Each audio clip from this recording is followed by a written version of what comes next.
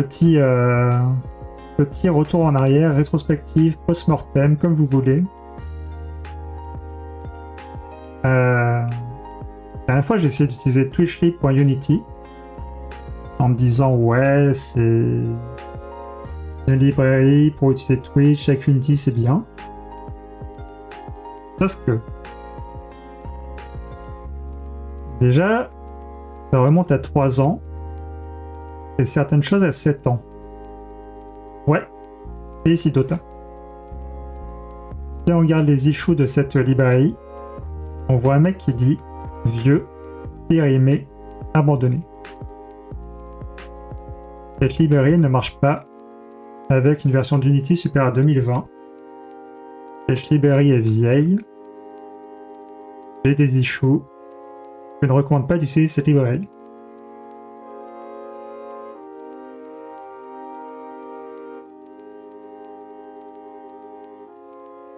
Et là, il y a un mec qui dit nous avons abandonné cette librairie quand Twitch a annoncé son propre SDK pour les moteurs de jeu.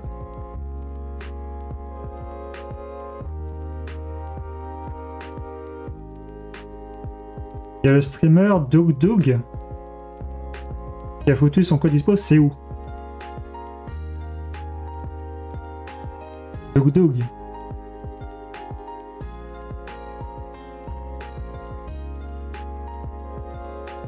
Bon, de toute façon, c'est pas... D'avoir, je sais ce qu'il faut faire. C'est pas si compliqué.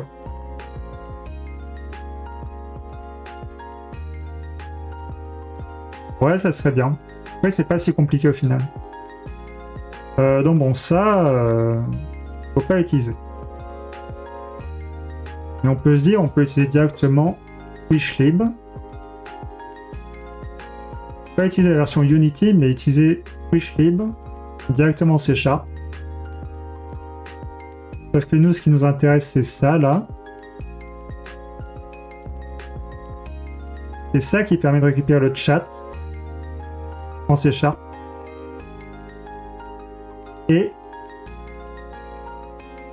ici, on peut voir, ils mettent Event Sub est encore en open beta. Vous pouvez l'utiliser en production, mais Twitch peut introduire des changements cassants sans aucun... sans nous prévenir. Donc en gros, ça c'est en open beta depuis 3 ans. Et donc ça me fait dire qu'il ne faut pas l'utiliser. Ça ne donne pas confiance dans la librairie en fait.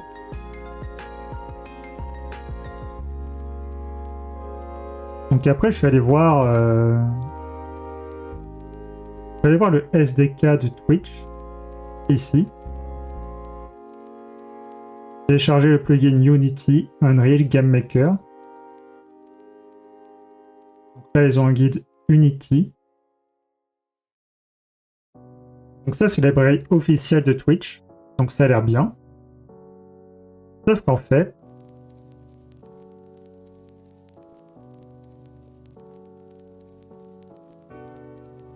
quand on regarde les exemples de souscrire aux événements, ils disent comment faire pour avoir les événements comme les récompenses de points, avoir les follow, les subscribers, le hype train, les raids. Mais en fait, il n'y a pas le chat. En fait, cette lib, ils ont tout sauf le chat. Et de ce que j'ai trouvé, en gros, le SDK a été fait avant qu'ils mettent la fonctionnalité du chat et ils l'ont pas mis à jour. Donc, je vais pas utiliser ça. Alors Discord. Sur quel écran il va s'ouvrir? Ouais, écran de gauche, c'est bon. DougDoug. Ouais.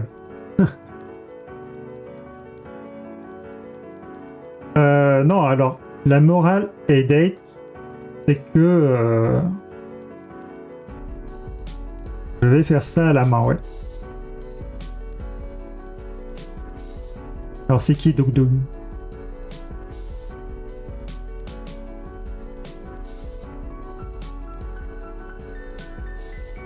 Ah oui, non, moi c'est pas du Python. Moi je suis obligé de faire du C# parce que c'est Unity qui est codé en C#.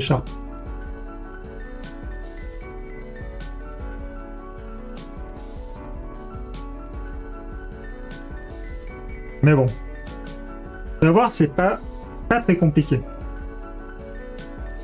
Donc en gros, voilà, il y avait deux librairies qui ont l'air bien, un SDK qui a l'air bien, mais il n'y a rien qui fonctionne pour le chat. Donc en gros, ce qu'il faut,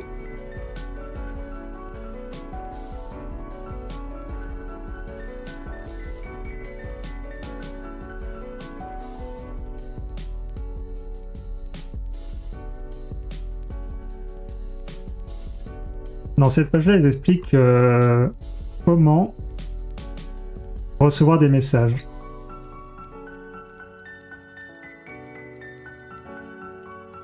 Est-ce que c'est là? Oui, c'est ici, là. Envoyer, recevoir des messages. En gros, ce qu'ils expliquent, c'est qu'il faut se souscrire à des événements. On envoie une requête HTTP post ici. Et il y a soit la possibilité de mettre une URL où ils vont nous envoyer les messages du chat au fur et à mesure. Donc ça implique d'ouvrir ces ports, qui n'est pas très faisable. Ou alors, on peut utiliser des WebSockets.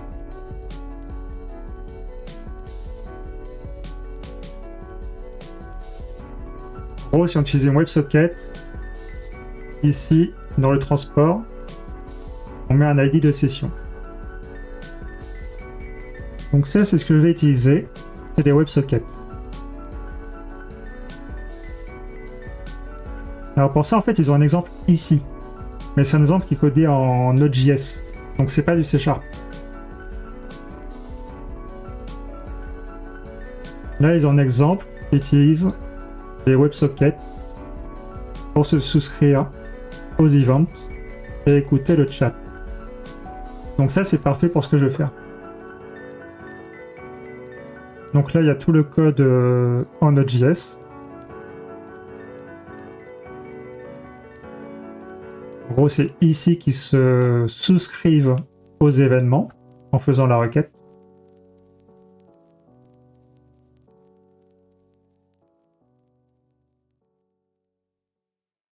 Donc, c'est ce que je vais copier. Et c'est parti. Alors déjà, il faut lancer le timer. C'est juste pour la forme. C'est pas un vrai speedrun.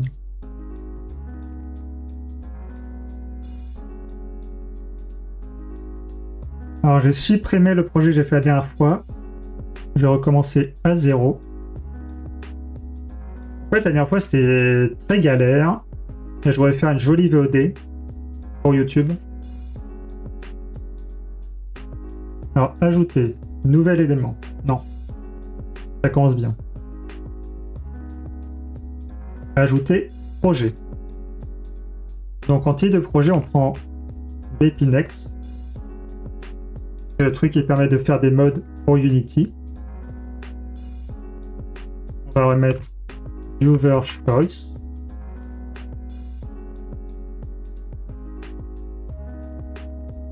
Target Framework, on a vu, il faut mettre 4.5.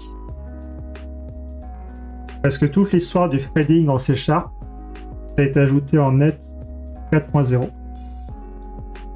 Donc on va mettre au moins 4.5.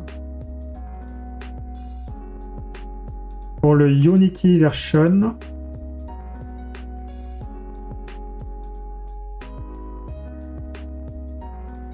normalement quand on lance le jeu,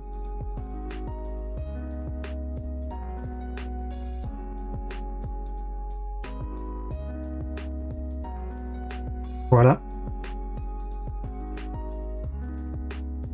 Dans les logs, ici,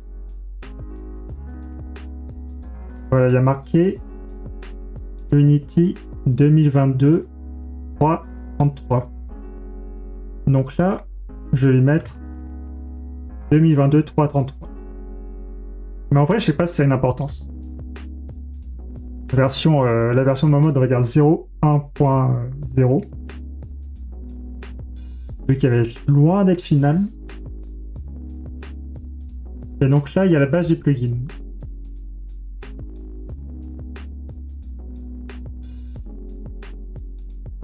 Alors pourquoi elle n'est pas contente?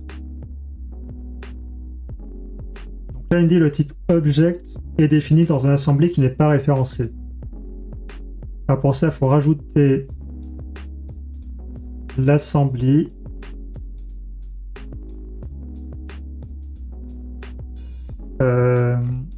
Net standard. Oui! Alors, interro surprise. Sortie discrète, c'est quoi une assembly? Donc là, je rajoute netstandard.dll. Et là, ça corrige les erreurs. Oui, ça n'a rien dû dire.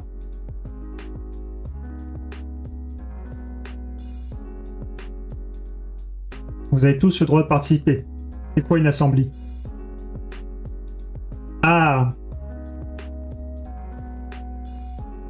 Technophage NKI. Comment tu prononces ça? Technophage NKI? Comment ça va? Ah! Technophage Mark II. Ouais, ok, ça va. Plus facile à dire.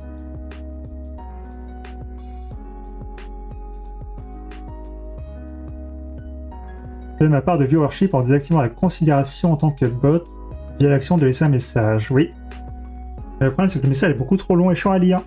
Donc je vous donne de facto le droit de me détester intimement. Sinon, ça va? Ah bah toi, il était pas trop long à lire.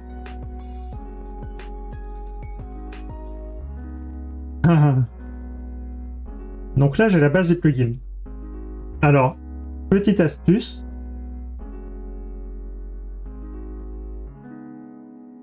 Petite astuce. Normalement, quand je build le plugin, ça crée la DLL ici. Dans mon dossier de projet. Dans bin, release, net45, viewerchoice.dll. En gros, cette DLL, à chaque fois qu'il y a des builds, il faut la recopier dans le dossier du jeu. Donc pour éviter ça, on peut aller dans les propriétés.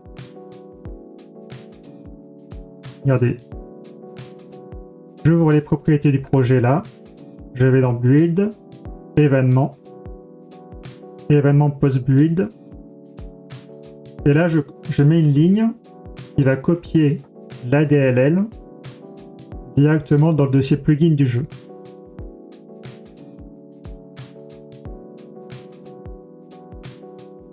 Alors, générer, régénérer.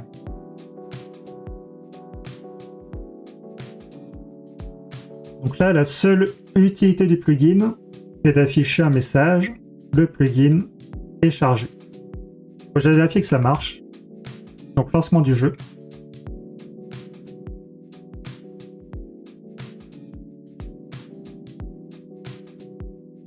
La politique de Twitch qui compte pas ceux qui parlent pas. C'est quoi ça?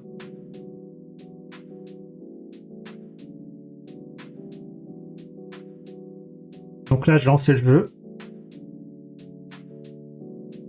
Et ici, vous pouvez voir, le plugin Viewer Choice a été chargé. Donc pour l'instant, c'est bon. Là, je valide le premier split, le projet Visual Studio et Setup. Jusque-là, tout va bien.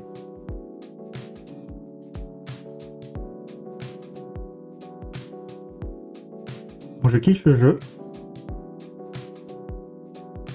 Et c'est là que les emmerdes vont commencer parce qu'il faut coder l'authentification Twitch.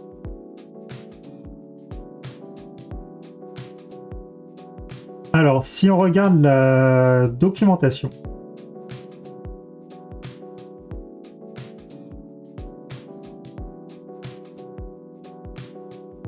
En gros, comme il y a plein de gens qui lancent plusieurs streams Twitch, c'est ça pour les compter que sur les chaînes où ils sont actifs.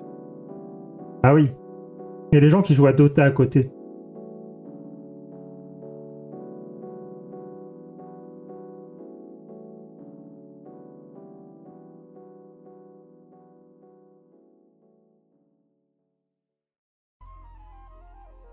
Alors, dans l'exemple que Twitch donne,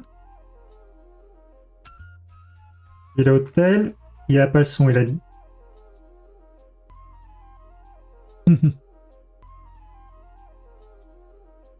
Dans l'exemple de Twitch, c'est là qui c'est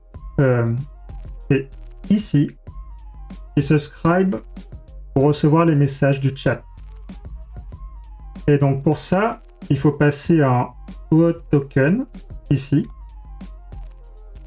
le client ID de l'application, du bot en gros. Il faut dire je veux recevoir les messages de ce user ID. Donc là, je mettrai mon user ID à moi. Et je fais ça avec une WebSocket. Donc déjà, il faut qu'on ait un OAuth token. Pour avoir le OAuth token... Ah ouais. Twitch token générateur. Ah bah c'est facile. C'est facile au final. Non. Ce que j'ai trouvé. En gros, voilà, ils expliquent ici l'authentification. En gros, il y a plusieurs flows qu'ils expliquent. Celui-là, Device Code Grant Flow, ils disent c'est idéal pour des jeux.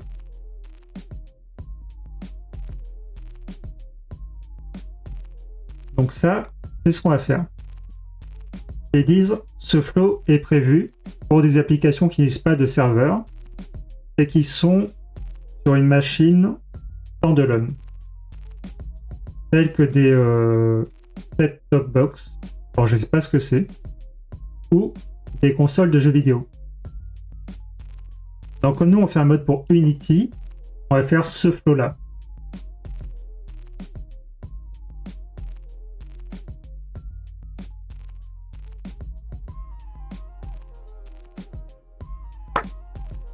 Désolé, il faut que je boive.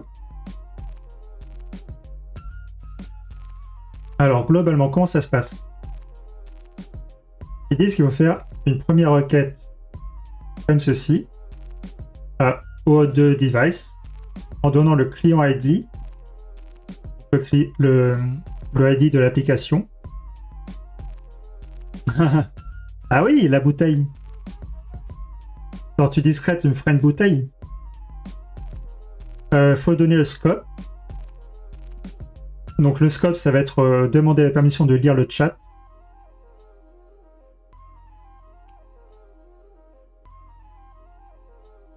En gros, là, il détaille tous les scopes. Nous, le scope qui nous intéresse, c'est... Ah.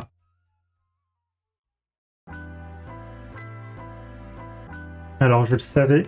User.read chat. Voilà. En gros, nous, il faut qu'on demande ce scope-là. User read chat. Ça permet de recevoir les messages des chatrooms. Et ça permet de se subscribe aux événements des messages.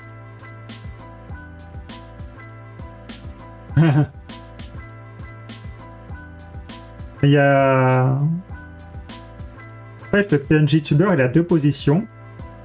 Là, il regarde l'écran. Là, il vous regarde. Là, il regarde l'écran. Là, il vous regarde. L'écran. Vous avez vu?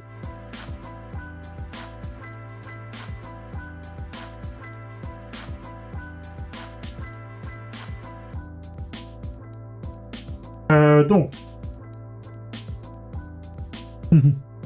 Première étape, ils disent, c'est d'appeler cette URL. C'est ce qu'on va commencer à faire. « 」 « 」 « 」 « 」 « 」 « 」 « 」 « 」 « 」 « 」 « 」 « 」 « 」 « 」 « 」 « 」 « 」 « 」 « 」 « 」 « 」 « 」 « 」 « 」 « 」 « 」 « 」 « 」 « 」 « 」 »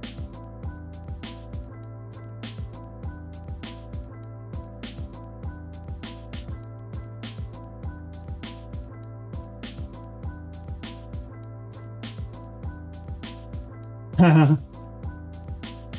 Ah bah, on me voit, on voit plus, ça je peux le faire aussi. Donc, HTTP client, net.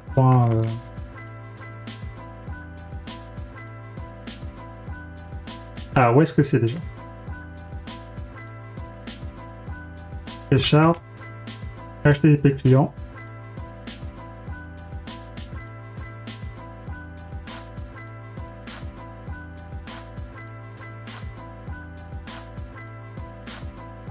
À tous les coups, c'est parce qu'il faut rajouter l'assembly system.net.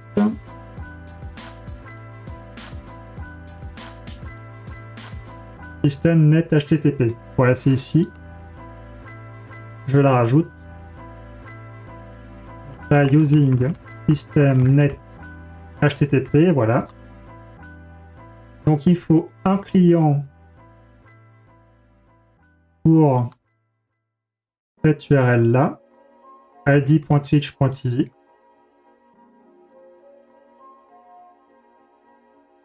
Alors normalement c'est comme ça.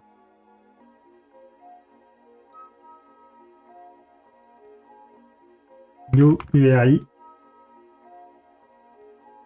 Voilà. Donc ça, c'est le client qui va servir à communiquer avec id.twitch.tv. Donc,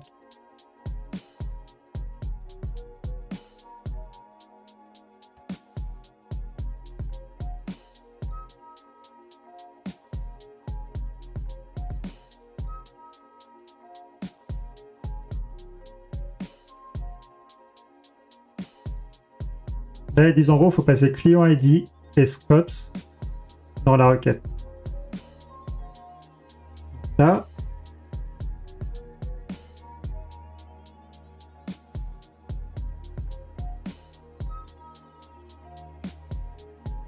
client ID.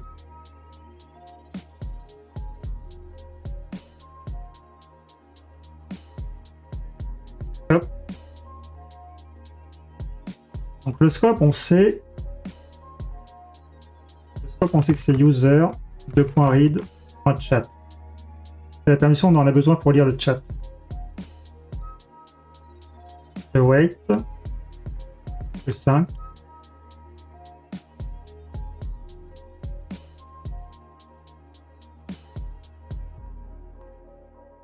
Alors, le client ID. Donc là, il faut créer l'application qui va être notre bot. Donc il faut aller sur dev.twitch.tv, enregistrer une application, je vais l'appeler Viewer Choice. URL de redirection hot. Ça, comme c'est seulement pour une application locale utilisée par le streamer, on peut mettre HTTPS localhost.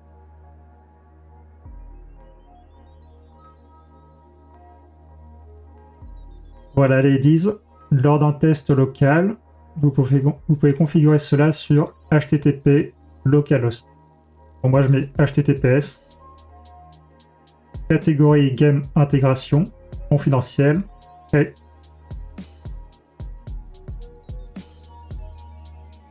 donc là, je vais pas vous montrer parce que quand je vais cliquer sur gérer, je vais avoir le client ID qui est secret.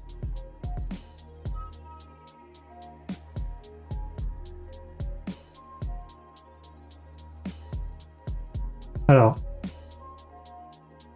pour ne pas vous dévoiler le client ID, évidemment,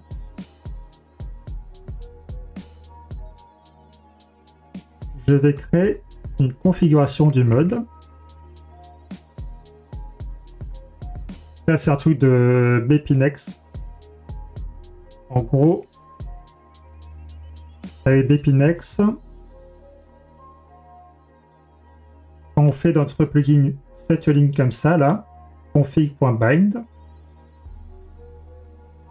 Donc là, on va mettre client ID. On va mettre 1, 2, 3, 4, voilà. ID of the client. Hop. Je vais retirer ça pour l'instant. Générer. Je lance le jeu.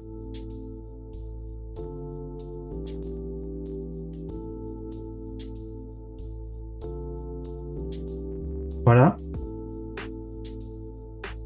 Et donc là, dans le dossier du jeu, Dogpile, dans bpines config, c'est viewerchoice.cfg. Et là, il y a un paramètre client ID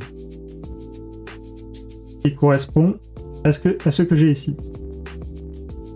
Donc en gros, quand le mode va se lancer, ici, je vais avoir la valeur qui est dans le fichier de configuration. Et c'est là que je vais mettre mon client ID. Ça, vous ne le verrez pas.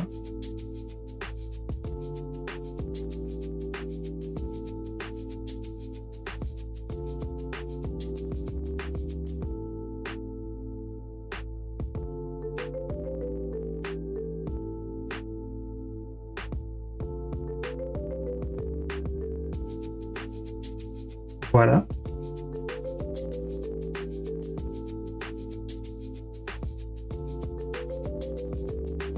Donc maintenant que j'ai ça, je peux lui passer le client ID en paramètre.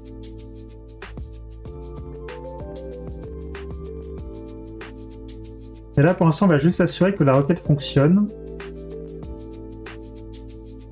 Alors, normalement, ce qu'il dit, c'est que dans la réponse, on reçoit un device code et en identifiant pour la machine où est le joueur, donc mon PC à moi, quand est-ce que le code expire, un user code, c'est en gros un code que l'utilisateur doit entrer dans la fenêtre de Twitch pour s'authentifier, pour activer le device, et une vérification URI. Comme ça. En gros, moi, quand j'aurai ça, je vais devoir ouvrir cette URL sur le PC du joueur. Il va avoir cette fenêtre-là. Il va cliquer sur Activate. Et ça va autoriser mon application à lire son chat. Donc moi, je ne vais pas vous montrer ça. Je ne vais pas pouvoir vous montrer ça. Et je ne dois pas vous montrer ça. Tout ça, c'est secret.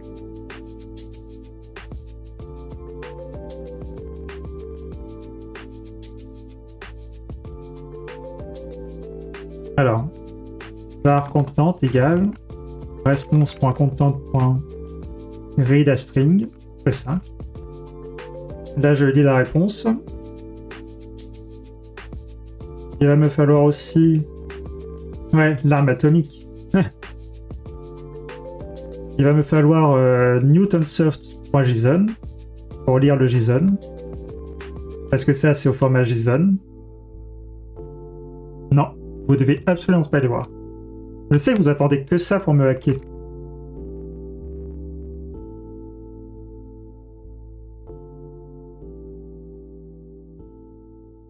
Donc newtonson.json. Là, j'ai la réponse en texte, comme ça, avec le await.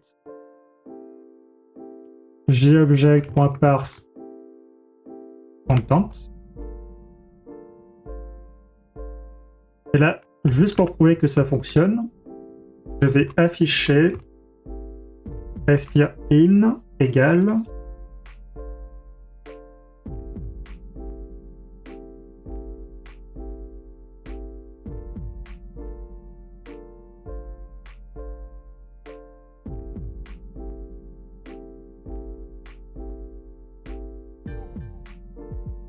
voilà. Juste pour voir que ça fonctionne, je vais afficher la date d'expiration.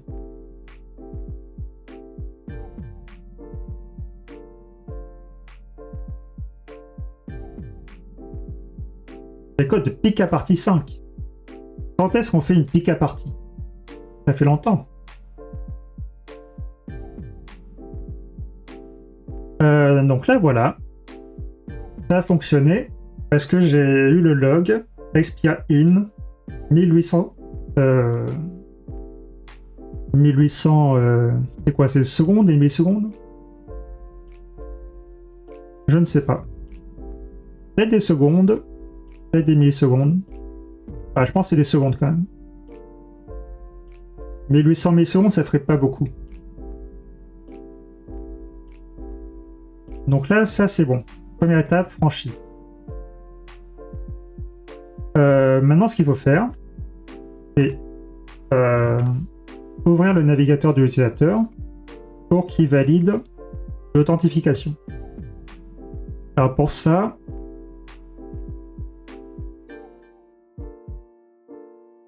déjà on va récupérer... Ouais. Alors, vérification URI, voilà. Application.openURL, comme ça. Donc ça ouvre le navigateur avec cette URL. Moi, de mon côté, je vais faire Activate. Ça va autoriser l'application.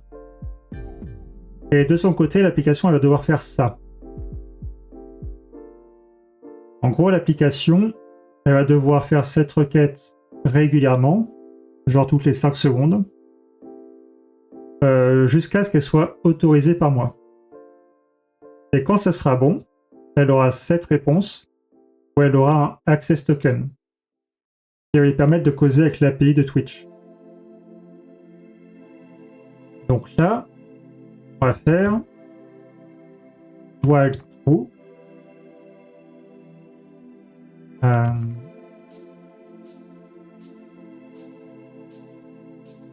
Using system threading task, je suppose.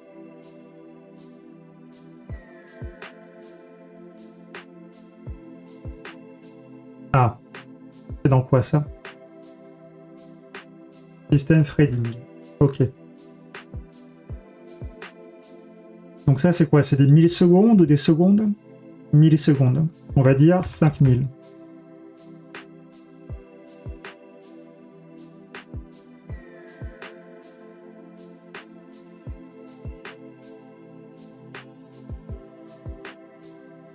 Des heures? Non. Alors là, je dois faire 7 requêtes aux 2 tokens. Voilà. Je dois y passer ces paramètres. Client ID, scope, device code et grant type. Alors le scope, c'est le même. Le client ID, c'est le même. Grant type, c'est facile, c'est ça là.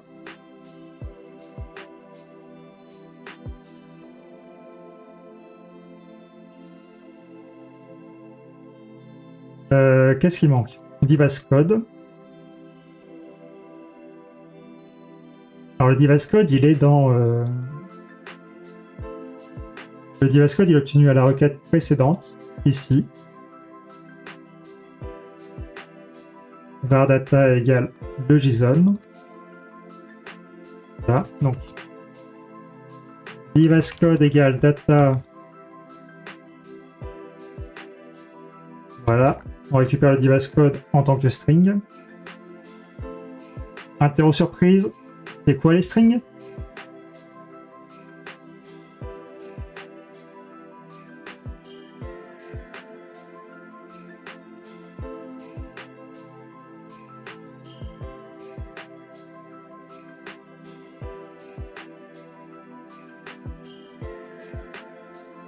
Des ficelles. Je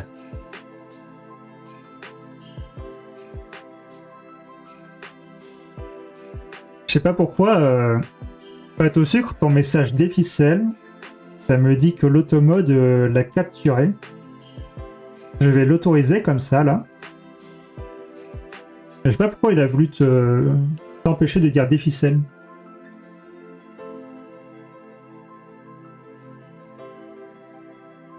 Twitch me déteste, ouais. Alors. La réponse c'est HTTP response message. Ouais, ok.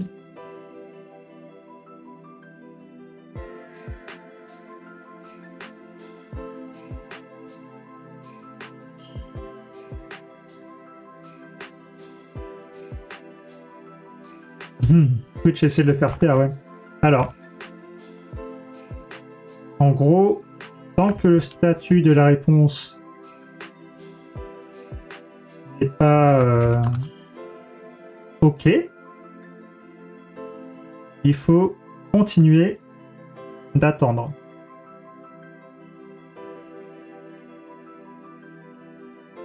Ouais, je peux te faire comme ça. Si c'est OK, je lis la réponse. Je récupère le contenu en JSON et je le sors de la boucle. Sinon, logger.loginfo waiting for authentication avec des 3 petits points. Voilà. Généré.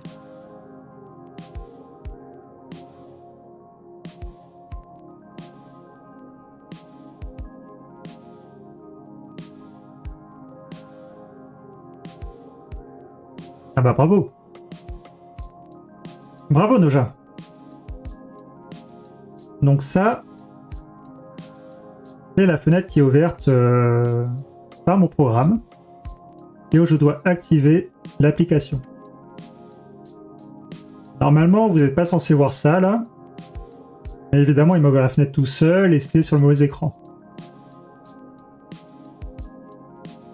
Et là, dans les logs du jeu, on peut voir en attente de l'authentification.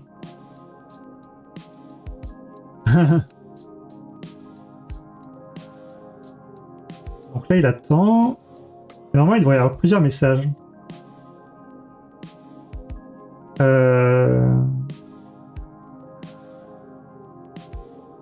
5000 millisecondes, ça fait bien 5 secondes quand même. Ouais, trop. Alors je sais pas pourquoi il m'en affiche pas d'autres. C'est des longues secondes. Ah, mais oui, je sais. Je sais. J'ai bloqué le jeu. En gros, ça c'est un truc que j'ai testé dans un programme C# à part. Mais comme là je suis dans Unity, je peux pas faire un thread sweep de X secondes. En gros, si je fais ça, ça bloque tout le jeu. Là, ce qu'il faut faire, c'est await new world wait for seconde. Voilà. Dans la version Unity, il faut faire comme ça.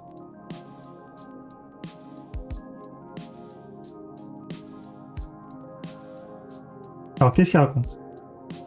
Il ne contient pas de définition pour getAwaiter. Ah, ok.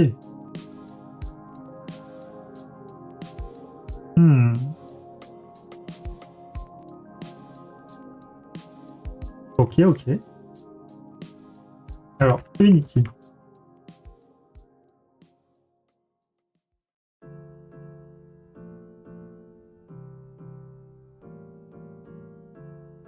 Comment on utilise wait for seconds avec await E5?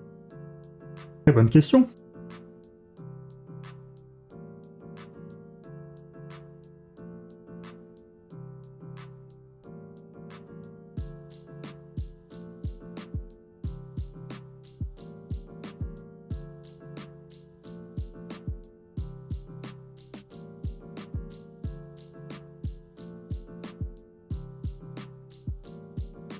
Ah, il faut une task.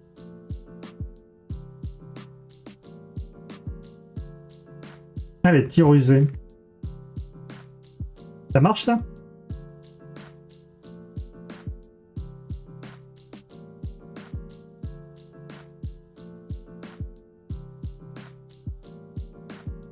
En gros, ce qu'ils font, c'est qu'ils génèrent une task asynchrone qui est délayé de X secondes.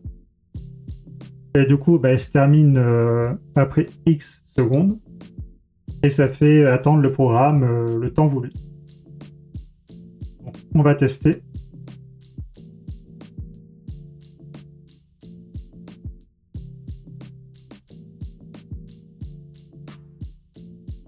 Donc là, il y a un message. Je reviens dans le jeu. Voilà.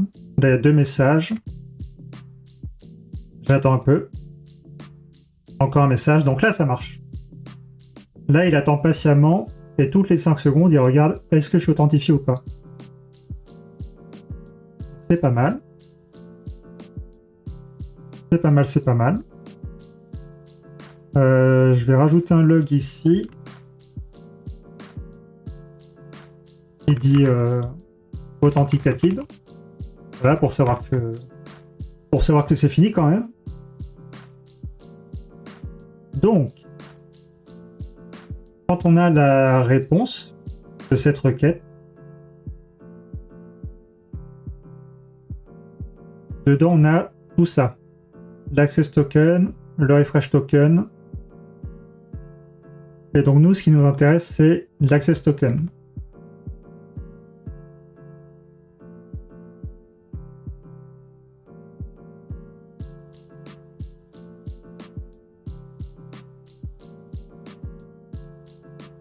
On va le ranger. On va le ranger ici.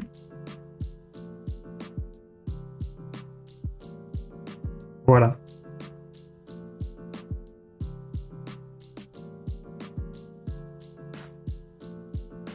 Ok, donc ça c'est bon. On va vérifier que ça fonctionne.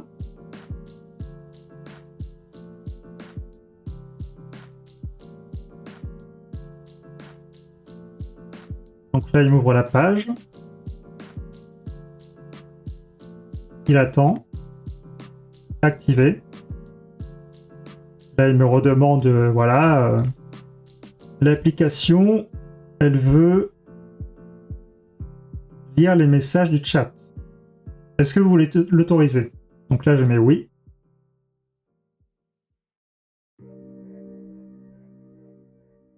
On revient dans le jeu.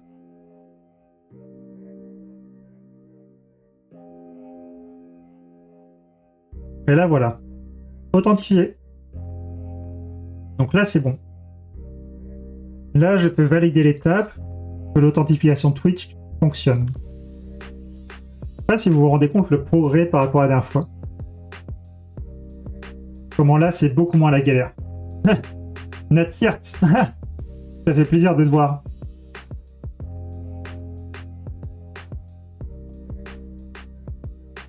J'arrive au bon moment.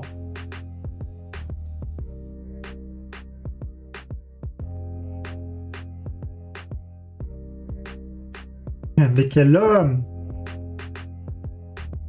Donc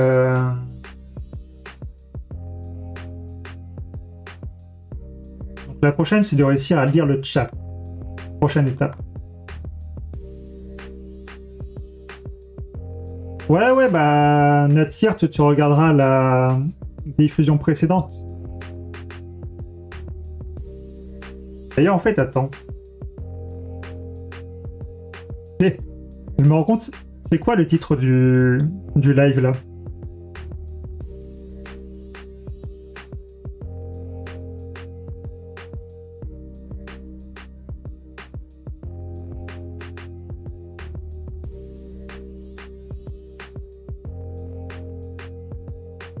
Ah ok.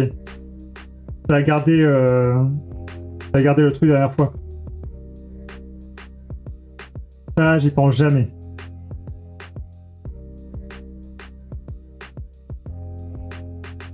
Inception. Attention.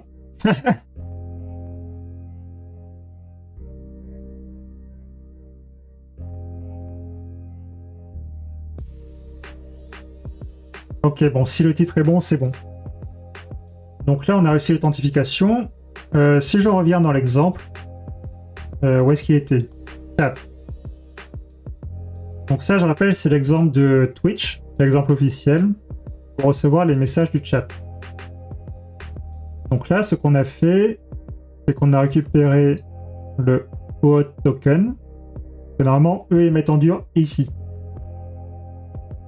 Là, on va pouvoir se concentrer sur la WebSocket. Ah. Mais tu sais, même si tu fais Abiotic Factor, tu peux laisser le stream à côté. Moi, ça me fait un viewer en plus.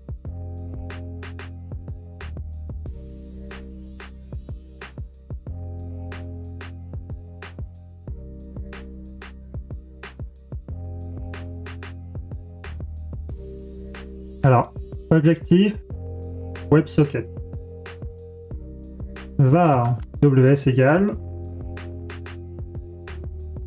Alors, je crois que c'est client WebSocket. Voilà. ws.connect le 5. Donc là, il faut se connecter à l'URL qui est ici.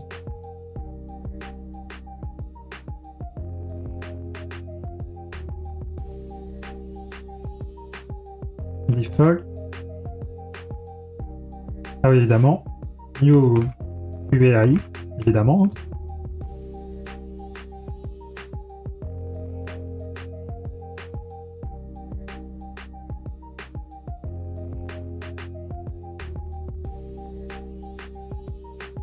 Ça, c'est la connexion. Mais ça, c'est pas grand-chose.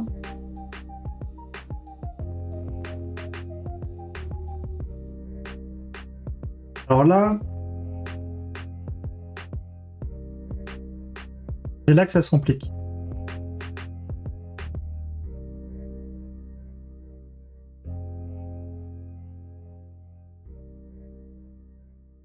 En gros, je vais... au lieu d'utiliser directement une WebSocket comme ça, vanilla, j'ai vu un truc. J'ai une librairie pour Unity qui simplifie un peu les WebSockets.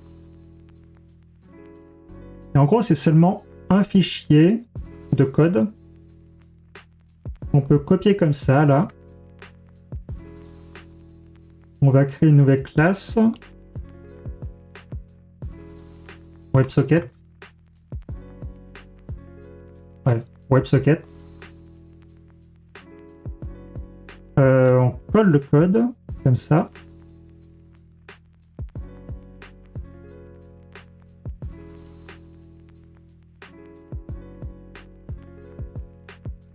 Et donc en gros, cette librairie, elle va nous aider d'avoir à faire tout ça, tout le code qui est là, pour lire des messages de la WebSocket. Ce qui est pas trop mal quand même. Parce que ça, c'est beaucoup de bazar. Ça peut faire plein de bugs si c'est mal fait. Et donc c'est pas mal d'avoir ça.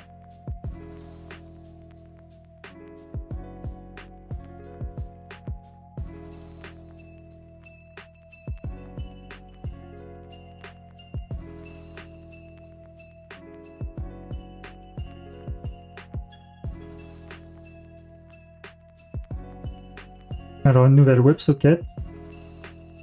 URL. Celle-là. OK.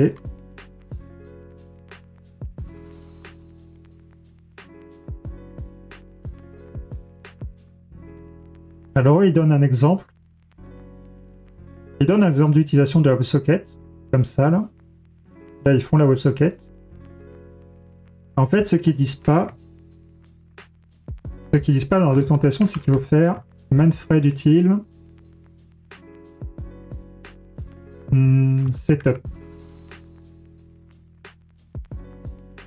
Setup comme ça.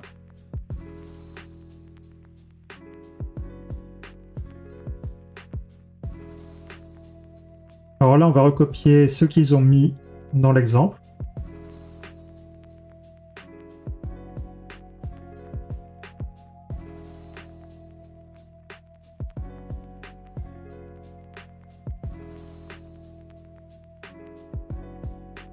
Je remplace les noms comme ça là.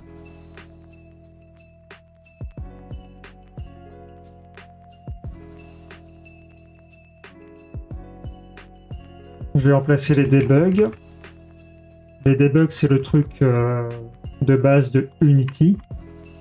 Mais nous, quand on utilise Bepinex, on peut utiliser logger.loginfo pour que ça soit logué dans les logs de Bepinex, pas dans les logs du player normal. Alors là, on a quoi? Là, on a un truc qui nous prévient quand on est connecté, quand il y a une erreur, quand la connexion est fermée, et quand on reçoit des messages.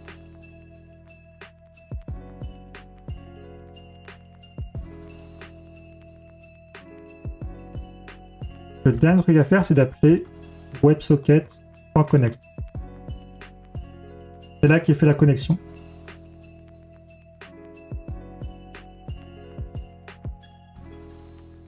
Alors, pour être propre,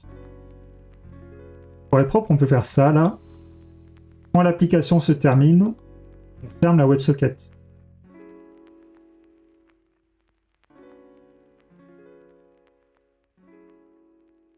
F2. Moi, j'aime pas trop les trucs. C'est quoi, c'est l'IA là?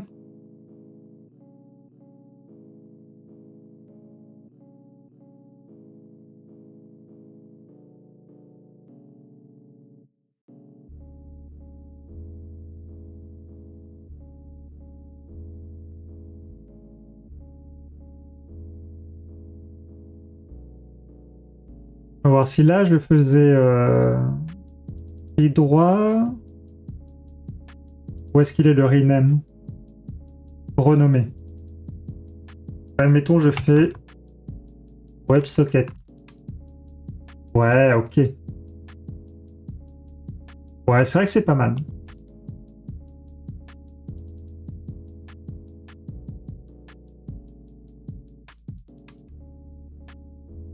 Moi, j'ai pas trop l'habitude d'utiliser Visual Studio comme ça. J'utilise quasiment que Visual Code. Donc ça, voilà, quand l'application est terminée, on ferme la WebSocket. D'ailleurs, voilà, pour éviter toute erreur. Alors là, ils appellent Dispatch Message Queue dans le update. Je pense que si on fait que lire le chat, ça ne va pas être nécessaire. Donc on va tester comme ça.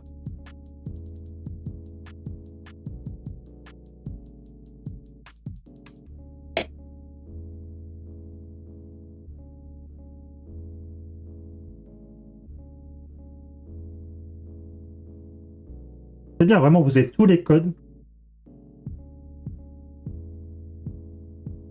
Comme ça, si vous voulez me hacker, vous pouvez.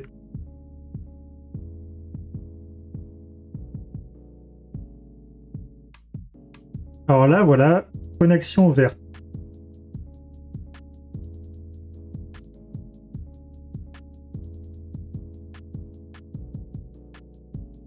Là, il m'a dit, voilà, la connexion était ouverte. Ok.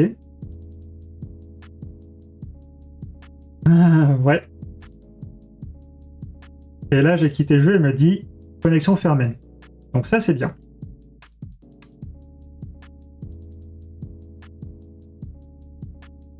Par contre, le onMessage, lui, il n'a pas été appelé. Alors peut-être qu'il faut ça là. Le update.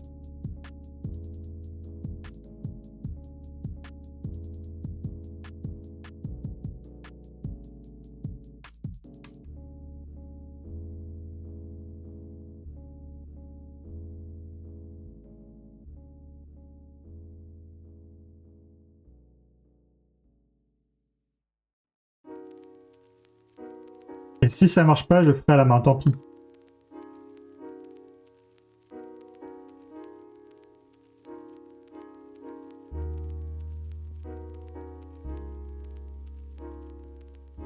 Alors là, voilà. Là, il a reçu un message. Non, c'est pas ce que c'est parce qu'il est... Il a pas été décodé en string. Mais on a reçu un message. Alors ce message, moi je sais ce que c'est. Donc pareil. Pas ce que c'est. Non mais mec. Plus qu'en 2 mots. je vais faire plus que 2 mots, hein. Je vais te faire une game. Alors c'est reparti. Donc je disais, on a réussi à avoir un message avec la WebSocket. Donc je peux pas vous le montrer, mais je sais ce que c'est. En gros, c'est ce qu'il y a ici. C'est un message qui dit bienvenue. Et dans ce message, il y a un session ID pour notre WebSocket. Et il faut qu'on le récupère. En gros, ce session ID, c'est ce qu'on va utiliser pour s'enregistrer aux événements du chat. Elle est ici, là. Session ID, WebSocket session ID. Donc là, je vais décoder le message pour récupérer le session ID. Comme ils font ici.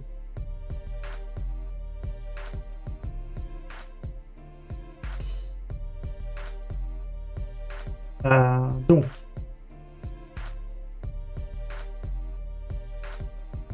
faut le convertir en string, évidemment. Ok, la bonne partie de Abiotic Factor.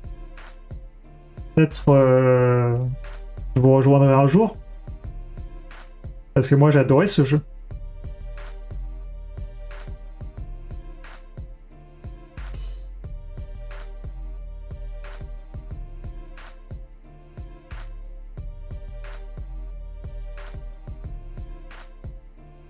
C'est un jeu très old school, genre graphisme PlayStation 1, et très, je crois, Half-Life, si je dis pas de bêtises. C'est un peu, t'es un scientifique dans une espèce de base militaire, on dirait, et tu dois trouver ce qui s'est passé. Mais c'est très PlayStation 1, hein. C'est gros pixels. Donc.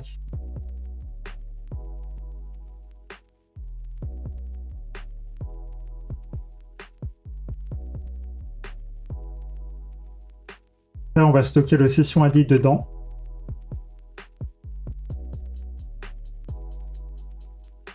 Bonne soirée, Natiert. Session ID égale data metadata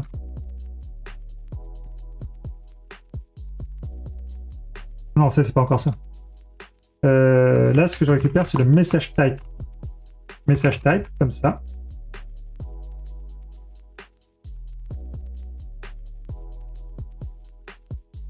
Je fais un switch.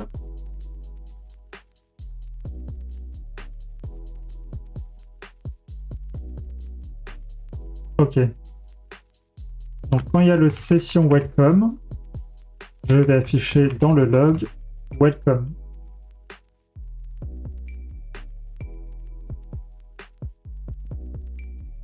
Là, c'est ce qui est ici. Pour le metadata message type, c'est session welcome. Il récupère le session ID.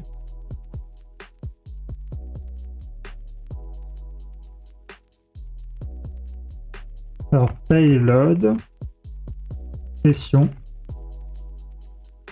ID.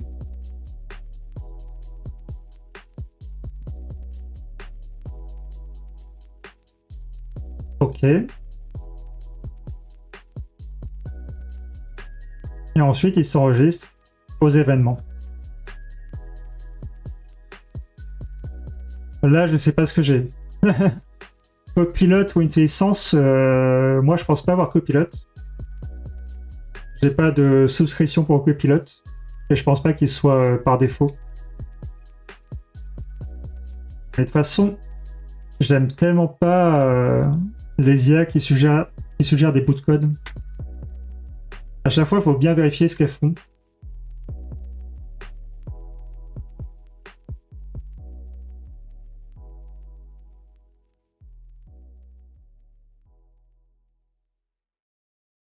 Bon, je vais commencer à séparer un peu le code.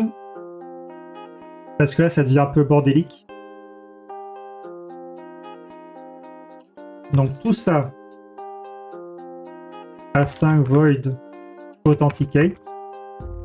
Voilà. Fonction d'authentification ici.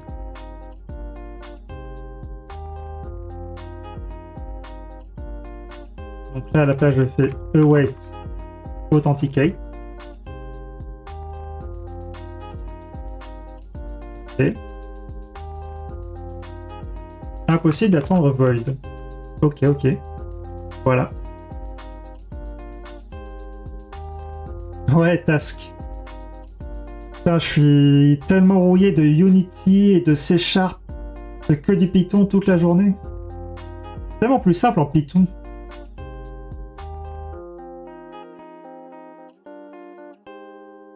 Là, quand je vois qu'en C#, il faut faire ça pour faire un dictionnaire.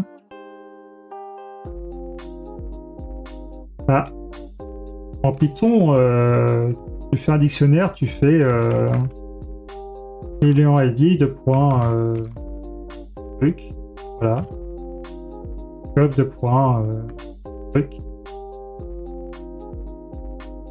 Et comme t'as pas vraiment de typage, t'as pas besoin de ça là.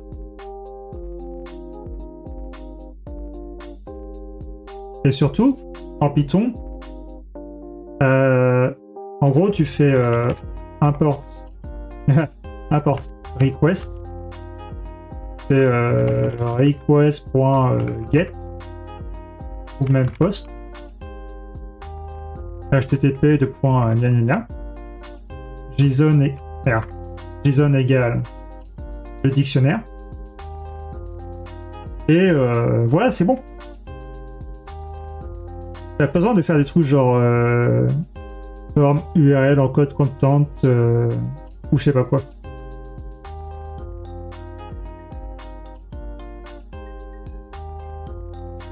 Ouais. Quand j'ai testé tout ça sur mon PC, sur mon autre PC, j'avais net 10 et il y avait l'air d'y avoir des choses plus sympas. Notamment pour les JSON. Je crois qu'il y avait notamment des trucs pour le JSON quand tu faisais une requête ou que tu lisais. Alors je crois qu'il y avait un read as JSON. Pâte au sucre. Qu'est-ce que t'as raté?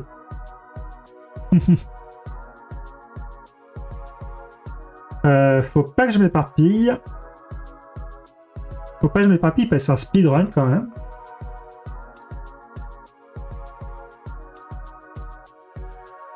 Donc nous, on en est là, voilà. Le session ID. Donc ici, il faut faire cette requête.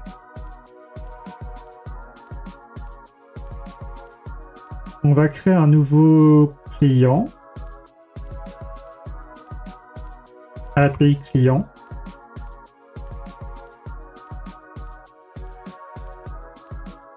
Voilà. api.twitch.tv.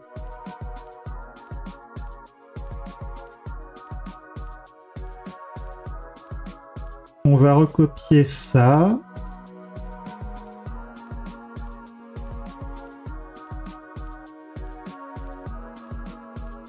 Il faut faire elix event sub subscription. Alors là, petite subtilité, il faut lui envoyer un JSON. C'est pas form URL encoded content. Là, c'est un JSON qu'il faut passer. Là, il faut faire string content.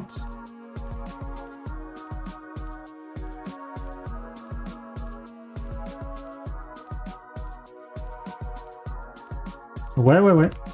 Qu'est-ce qu'il y a, Moon Monkeys? Ouais, c'est...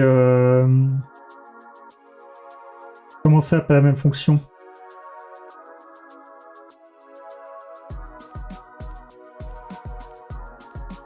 Ah oui, mais ça, c'est Node.js, hein. Ça, par exemple, c'est Node.js.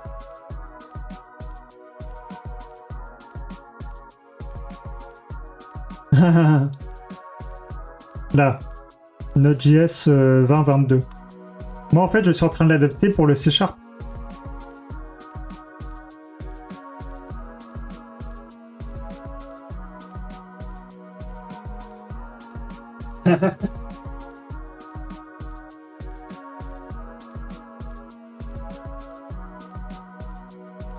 Attends, j'essaie de me rappeler comment...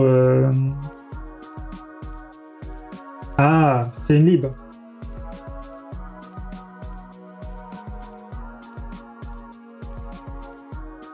Ah, et voilà. Ça y est, je me rappelle. Alors, object, from object, voilà. New.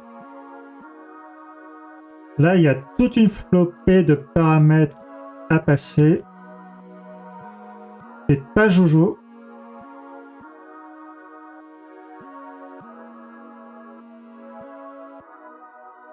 Type. Ce qu'on veut, c'est les messages du chat. Ça, c'est bon. Version 1.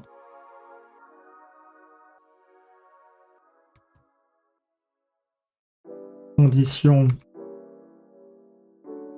Ça, c'est tellement galère. Quand je mets des quotes, enfin des double quotes, il m'en met 2.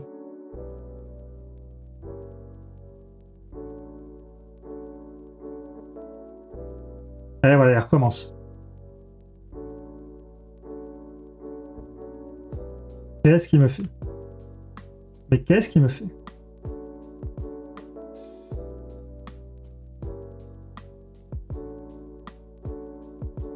Qu'est-ce qu'il me fait? En fait, je copie-colle le double quote et me rajoute ça. C'est fort quand même.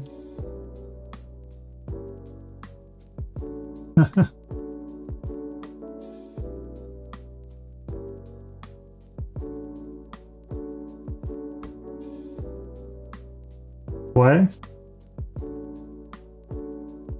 Bah, moi je considère que c'est de la merde. Moi je considère qu'il me fait chier.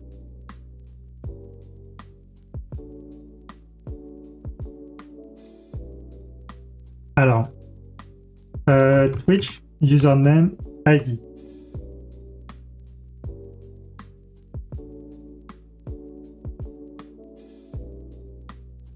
Genre là, NoGFK.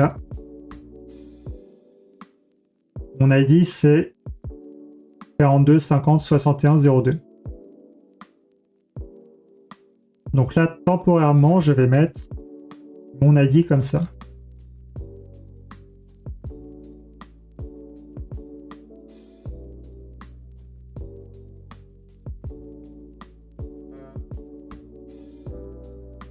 Ici, il est... Ah, mais le but, c'est de te donner envie de coder, oui.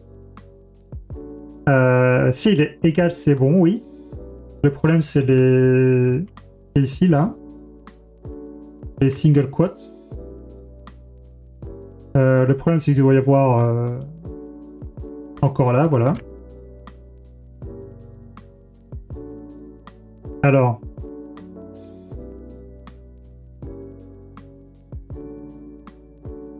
Ça, comme ça.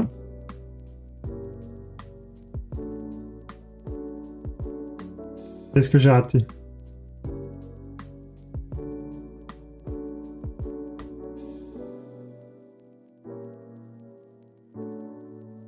Ah là, là. Ok. Ça, c'est bon. Ça, c'est celui-là. Ça, c'est celui-là.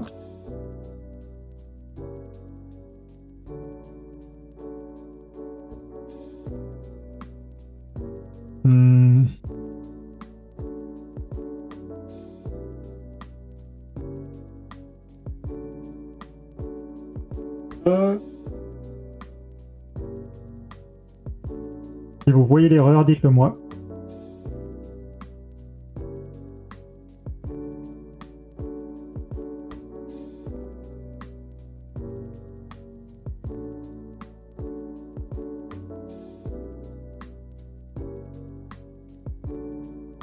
Mais la souris sur l'erreur. Oui, mais bon, l'erreur, elle va me dire il y a une erreur de syntaxe. Mais tant que je la vois pas.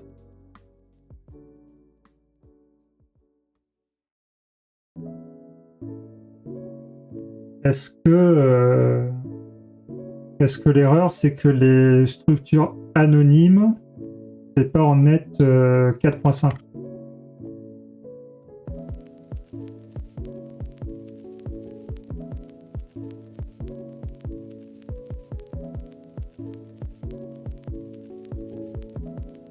Ça a été mis quand ça?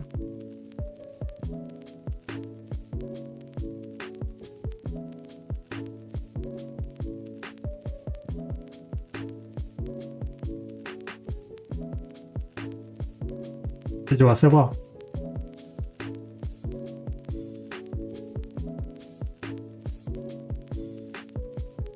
Attends, on va reprendre calmement. Var test égale new a égale... Ah, mais attends. Ouais, c'est ça. Non, mais je suis biaisé par le Python. Parce qu'en Python, quand tu fais des dictionnaires, tu mets des double quotes pour les clés. Alors qu'en C#, tu en mets pas. C'est pour ça, en fait.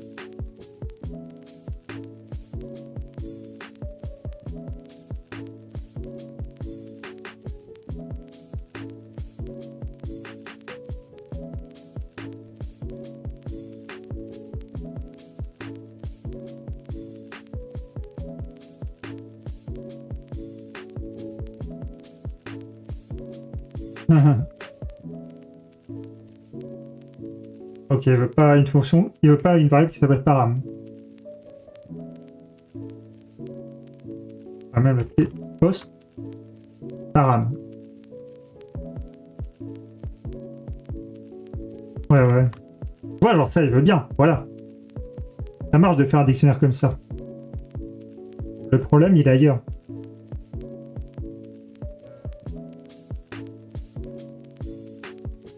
Alors, strict content, il voulait dire encoding nul, je crois. Médiatype et application JSON. C'est ce qu'ils mettent ici. Application JSON. Ouais, c'est dur à voir les... Ils étaient durs à voir les 2 points. Ok. Qu'est-ce qu'ils n'aiment pas? Conversion impossible de object en string. Oui, évidemment. To string. L'opérateur await. Ah oui. Là, je suis pas dans une fonction asynchrone. Donc, il faut que là, je mette que 5. Voilà. Donc là, c'est bon. Eh ben, c'était costaud, ce passage.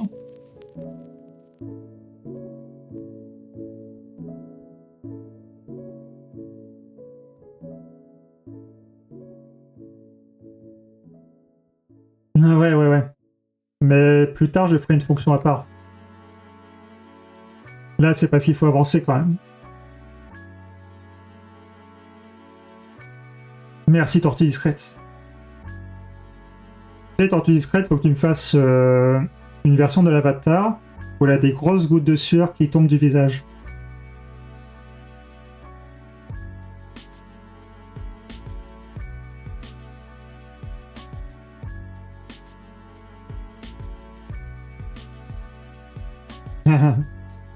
Alors, subtilité. Quand on fait la requête, il faut mettre le autorisation avec le OAuth token et le client ID. écrit le boss de fin d'idée. Alors, pour les headers, en C#, c'est appclient.default request header. Autorisation égale, new. Allez, proposez-moi.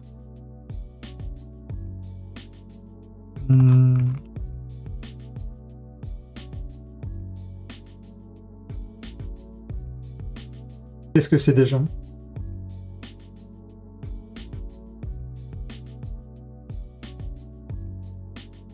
C'est authentication header value, bearer, et là,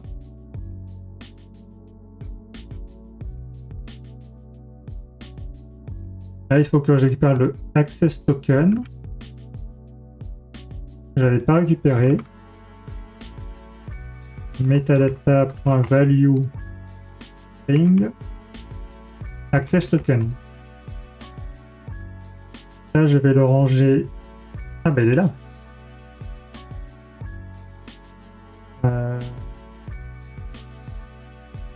Juste que j'avais créé la variable. Ouais, c'est parce que c'est pas le même. On va l'appeler. Ouais, mais c'est pas le même en fait. Là, on va l'appeler OToken. Access token et OToken, je trouve que c'est un truc qui mélange tout le temps. C'est dur de savoir quelle est la différence.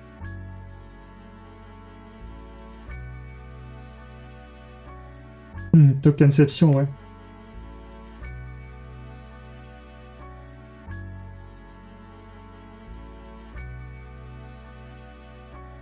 Mais non, attends. Mais non, c'est bon. Désolé. J'efface ça. Hop, c'est bon, c'est bon. Ouais, c'est... C'est bon, j'ai repris mes esprits. Donc oui, en effet, c'est le access token. Je l'ai déjà. appclient.defaultrequest.add client ID. Client ID. Point value. Voilà.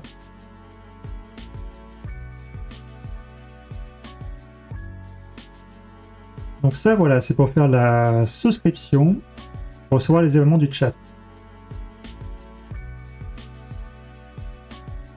Donc ça, il faut vérifier que ça fonctionne.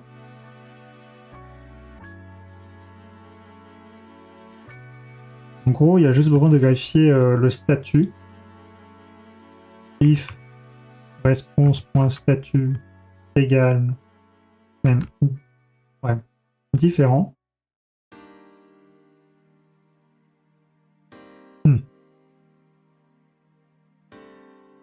Ok. Logger.log error. Voilà. Help to subscribe. Bah, ensure success, ouais. Mais comme on est dans Dogpile, j'ai pas envie de lever une exception.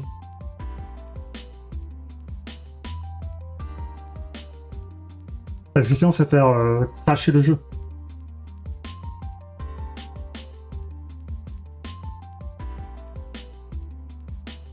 Ouais, je peux l'attraper, oui. C'est vrai. C'est vrai que je peux l'attraper.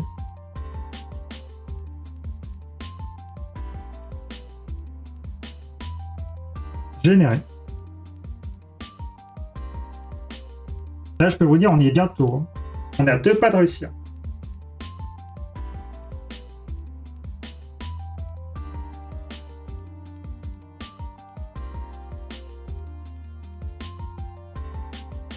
En vrai, je te dis que... je veux pas faire cracher le jeu. Mais en fait, je sais que quand tu fais une erreur dans le code, le jeu t'affiche une pop-up qui dit quelque chose s'est mal passé, envoyer l'erreur au dev ou ignorer. Je sais que ça va pas faire cracher le jeu vraiment.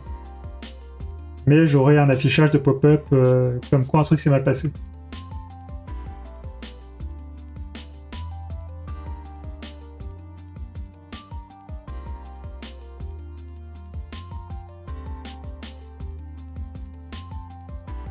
Ah, échec.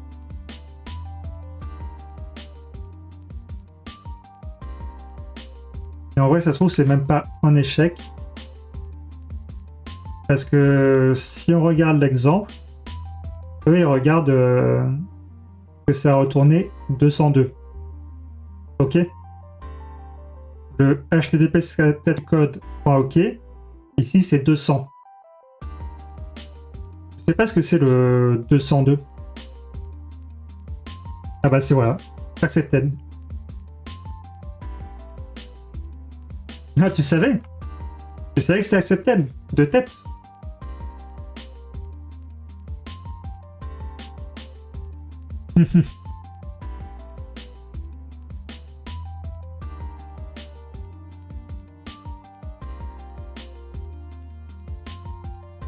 Ok, voilà, là ça marche. Donc là, on est souscrit aux événements. Donc maintenant, il faut les recevoir, il faut les lire. Et là, je vous jure, c'est la dernière étape. Restez concentrés.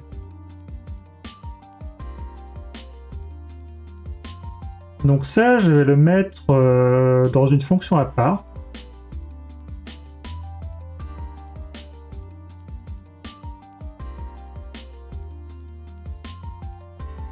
Voilà.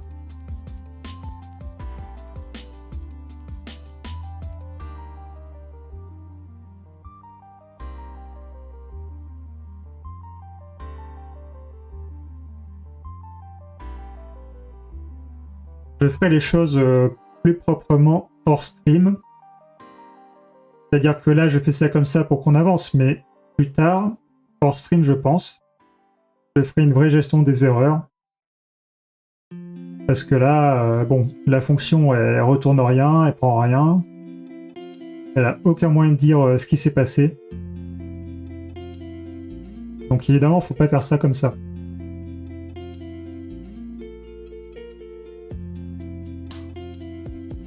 Wait, voilà.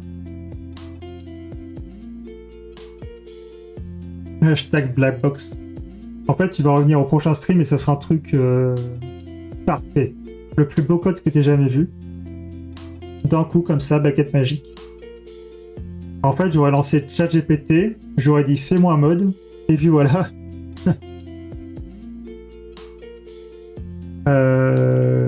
Donc, en gros, le dernier bout de code qui nous manque, c'est ce qu'il y a ici, notification. C'est l'événement qu'on reçoit quand l'API de Twitch nous envoie une notif. Ça peut être n'importe quel type de notif. Nous, ce qu'on veut, c'est une notif de type channel, chat, message. Donc c'est ce qu'on va rajouter tout de suite.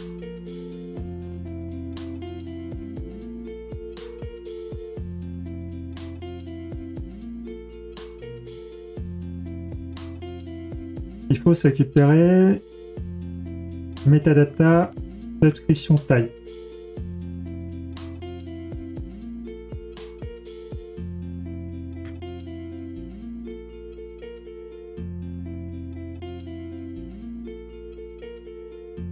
Mais t'as vu déjà, depuis la dernière fois, je gère beaucoup mieux la librairie Newton Soft. Je sais comment lire les JSON et comment les créer. J'ai beaucoup appris.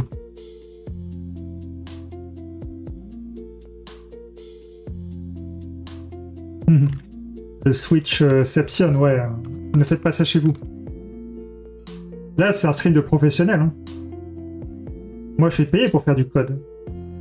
Mais faites pas ça chez vous.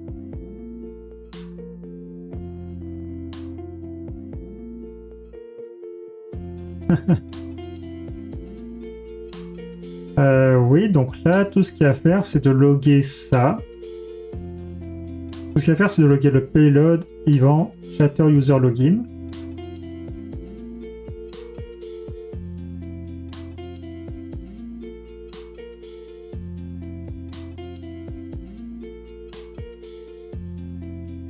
Le code, c'est trop dangereux. Oui, oui, c'est dangereux.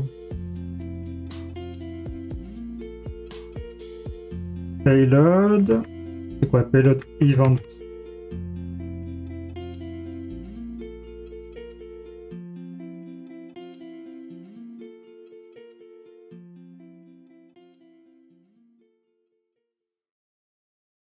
Payload event message .text.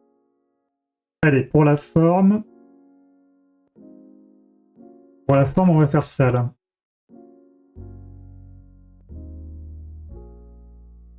On va faire une variable pour pas refaire deux fois tout le chemin. Message .value string text. Ok. Juste le break.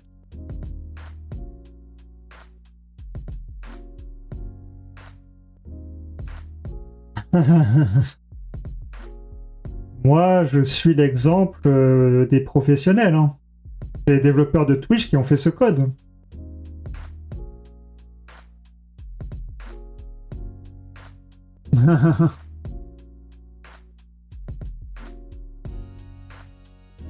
Top pile.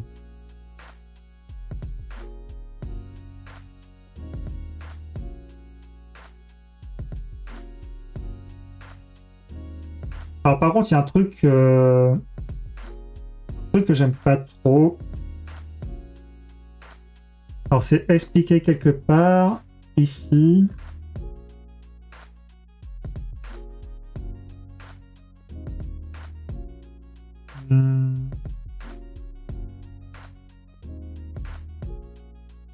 Voilà. En gros, ils disent par là. Les access tokens expirent après 4 heures. Ils disent les refresh tokens ont une expiration de 30 jours.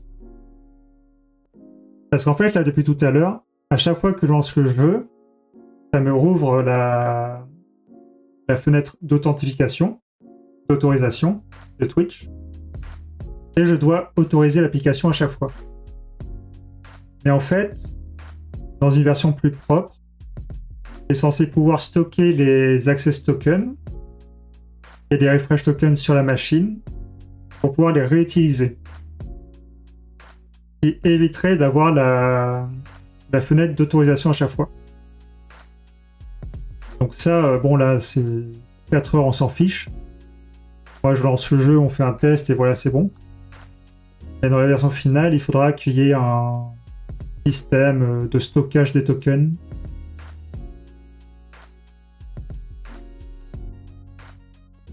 Et surtout, il faut rafraîchir l'access token toutes les 4 heures. En gros, quelque part, ils disent le code doit attraper les erreurs 401 quand il fait des requêtes HTTP. En gros, si tu as une erreur 401, tu peux essayer de refaire l'authentification. Mais ça, je vais pas le faire ici.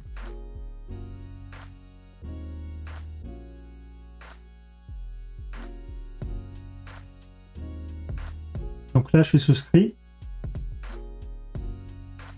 Est-ce que Moon Monkeys, tu peux dire un truc dans le chat? C'est pour tester.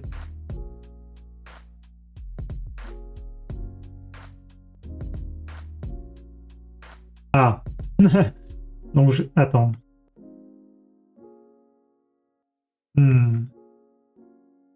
Ah, et là, voilà. Moon Monkeys, Yippee. Pâte au sucre et Word. Voilà. Là, ça fonctionne.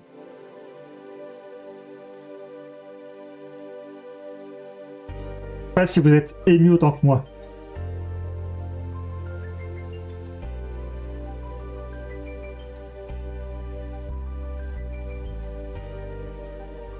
Là, je peux valider le point. J'arrive à lire le chat. J'en tremble. Oui, j'en doute pas, pâte au sucre. Hein.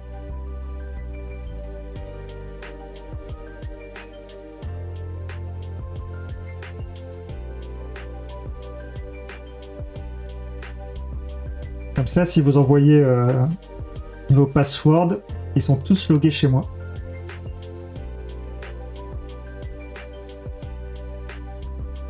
Alors le but du jeu...